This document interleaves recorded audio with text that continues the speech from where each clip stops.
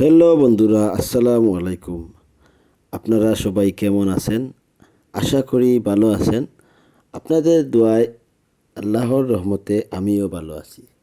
আজ আমি আপনাদের সাথে শেয়ার করব সিলেটের অপরূপ সৌন্দর্যের লীলাভূমি লালাহাল সম্পর্কে।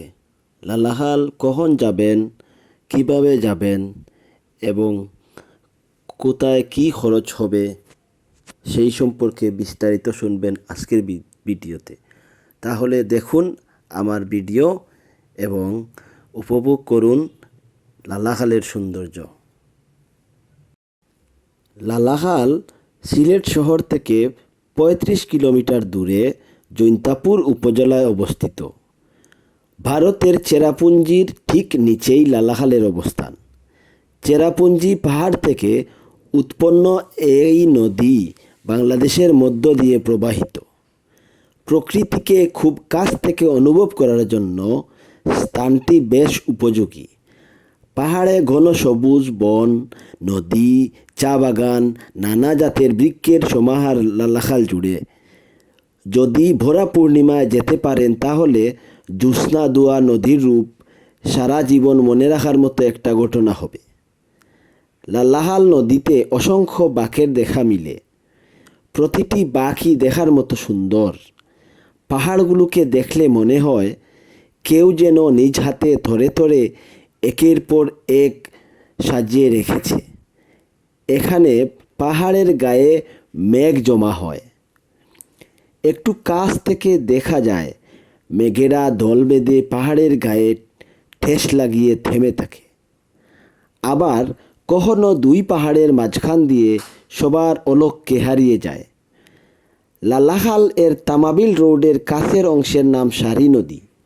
এই খালের সবচেয়ে আকর্ষণীয় যে বিষয় তা হচ্ছে বিভিন্ন কালারের পানি। খালের এক এক অংশে এক এক ধরনের কালার, যেমন নীল, সবুজ ও স্বচ্ছ পানি। সারি নদীর স্বচ্ছ জলরাশির উপর দিয়ে নৌকা অথবা স্পিড বোটে করে আপনি যেতে পারেন লালাখালে। ৪৫ মিনিট যাত্রা শেষে আপনি পৌঁছে যাবেন লালাখাল চা বাগানের ফ্যাক্টরি ঘাটে। এ সময় মুগ্ধ দৃষ্টিতে তাকিয়ে থাকবেন নদীর পানির দিকে। কি সুন্দর নীল, একদম নিচ থেকে দেখা যায়। ভারতের চেরাপুঞ্জির ঠিক নিচেই লালাখালের অবস্থান।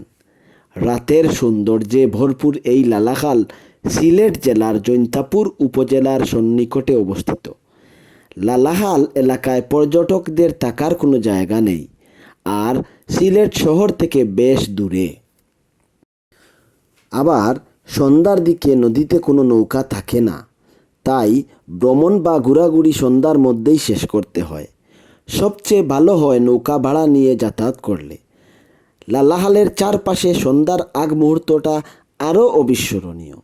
লালাখালে যেতে হলে সিলেট নগরীর ধূপাদিঘির পার উসমানী শিশু উদ্যানের সামনে থেকে মাইক্রোবাস, লেগুনা অথবা জাফলংয়ের বাসে যেতে হবে সারিঘাট। তাই পাড়ি দিতে হবে ৩৫ কিলোমিটার রাস্তা।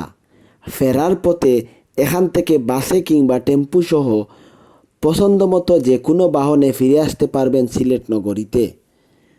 লালাখাল যাওয়ার উপযুক্ত সময় হচ্ছে লালাখাল বেড়ানোর উপযুক্ত সময় হচ্ছে শীতকাল। শীতের সময়টায় আপনি পাবেন চমৎকার নীল জলরাশি। বর্ষার স্রোত থাকে না তখন, তাই পানি শান্ত স্বচ্ছ থাকে। একেবারে যেন নীল নদীর তলদেশ দেখা যায় উপর থেকে। ভাবা যায় না যে পানি এত স্বচ্ছ হতে পারে। বর্ষায় স্রোতের পানির রং হারিয়ে যায়। শীতের সময় বোনাস হিসাবে দেখতে পাবেন হরেক রকম শীতের পাখি। কিভাবে যাবেন লালাখাল? লালাখালে যেতে হলে সিলেটের উসমানী শিশু পার্কের সামনে থেকে লেগুনা অথবা জাফলংয়ের বাসে সিলেট তামাবিল সড়ক ধরে যেতে হবে সারিঘাট। সিলেট আর জাফলং এর মাঝামাঝি এ স্থানটির নাম সারিঘাট। যাওয়ার জন্য পথ দুটি সড়ক পথ ও নৌপথ। সড়ক পথে যেতে চাইলে মাইক্রোবাস বা কার ভাড়া নিলে ভালো হয়? তাছাড়া সিলেট শহর থেকে বাস লেগুনায় সারিঘাট গিয়ে সিএনজি চালিত অটোরিকশা ভাড়া নিতে পারেন। নৌপথে যেতে চাইলে আগে সারিঘাট পর্যন্ত একই নিয়মে বাস লেগুনায় গিয়ে নৌযান ভাড়া নিতে হবে। ফেরার পথে এখান থেকে বাসে কিংবা লেগুনায় আসতে পারবেন। রাত 8টা নাগাদ যানবাহন পাওয়া যাবে। কোথায় থাকবেন?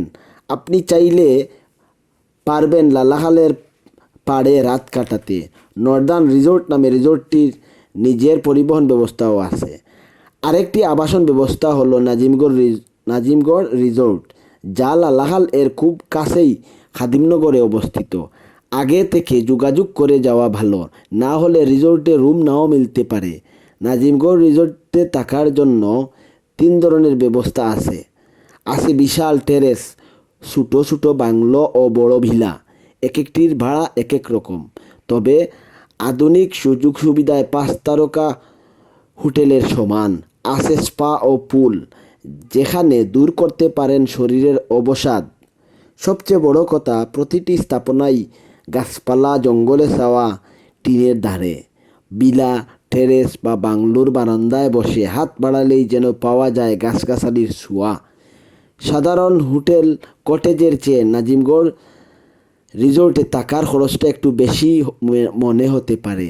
এক রাতের জন্য সবচেয়ে কম দামি প্রিমিয়ার কক্ষের ভাড়া পড়বে 7,000 টাকা, আর প্রেসিডেন্সিয়াল সুইটের ভাড়া প্রায় 15,000। এক কক্ষে থাকতে পারবেন সর্বোচ্চ 3 জন, তবে 8 বছরের নিচের শিশুর জন্য ভাড়া লাগবে না। এ ভাড়ার মধ্যে পাবেন 2 জনের সকালের নাস্তা। এছাড়া সিলেট শহরে রাত যাপন করে একদিনে মাত্র লালাখাল ঘুরতে পারেন, অথবা বিছনাকান্দি ও জাফলং যে কোনো একটার সঙ্গে মিলিয়ে বিকেলের ভ্রমণটা লালাখালে হতে পারে। সিলেট শহর থেকে বেশ দূর হওয়ায় সন্ধ্যার দিকে নদীতে কোনো নৌকা থাকে না, তাই ভ্রমণ বা ঘোরাঘুরি সন্ধ্যার মধ্যেই শেষ করতে হয়। সবচেয়ে ভালো হয় নৌকা ভাড়া নিয়ে যাতায়াত করলে। লালাখালে যেতে আপনাদের কত টাকা খরচ হতে পারে? সিলেট শহর থেকে শুধু লালাখালের জন্য মাইক্রোর ভাড়া 2,000 থেকে 3,000 টাকার মধ্যে হবে। গাড়ি নিলে ভাড়া 1,500 থেকে 2,000 টাকার মধ্যে হবে। সারাদিনের প্ল্যান হলে ভোরে সিলেট থেকে রওনা দিতে হবে। তাছাড়া বাস কিংবা লেগুনায় জনপ্রতি 40 থেকে 60 টাকার মধ্যে সারিঘাট যেতে পারবেন। সেখানে ইঞ্জিন চালিত নৌকা ভাড়া 800 থেকে 1,500 টাকা, আর স্পিড বোটে যেতে চাইলে ভাড়া 1,500 থেকে 2,000 টাকা হতে পারে।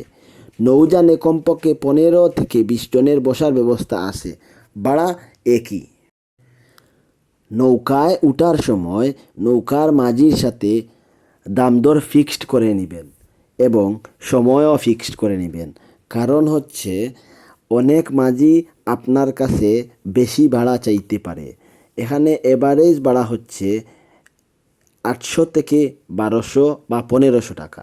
কিন্তু যদি মাঝি বুঝতে পারে যে আপনি এখানে নতুন, তাহলে আপনার কাছে 2,000 থেকে 2,500 3,000 টাকা পর্যন্ত ভাড়া চাইতে পারে।